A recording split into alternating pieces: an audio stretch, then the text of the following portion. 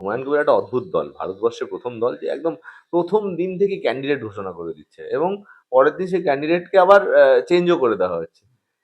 যেই দল এরকম মানে ওই বিজেপির হাতে তামাক খেয়ে হুমায়ুন কবির চলছে, মাঝে মাঝে 2021-এ আইএসএফ কে লঞ্চ করেছিল। আমরা দেখেছিলাম অধীর রঞ্জন চৌধুরীকে ধাক্কা দিয়ে ব্রিগেড মঞ্চে মোহাম্মদ সেলিম নিয়ে আসছে, সেই আইএসএফ এর বিশাল বড় নেতা, সে ভাইজান। এইবার এইখানে আরেক আব্বাজানকে নিয়ে এসছে হুমায়ুন কবির, আব্বাজান নতুন দল নিয়ে এসছে। এইসব ভাইজান আব্বাজান নিয়ে কিছু হবে না।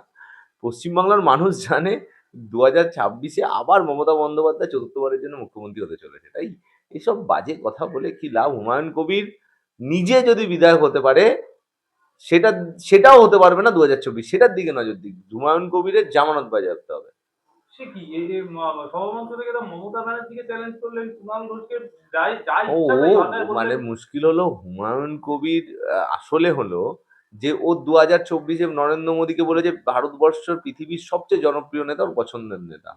ও মানে যে এই লোকটা বলতে পারে যে ইন্দিরা গান্ধী, রাহুল গান্ধীও রাজীব গান্ধীও পছন্দের, আবার সেই লোকটা বলছে আমার নরেন্দ্র মোদীও পছন্দের।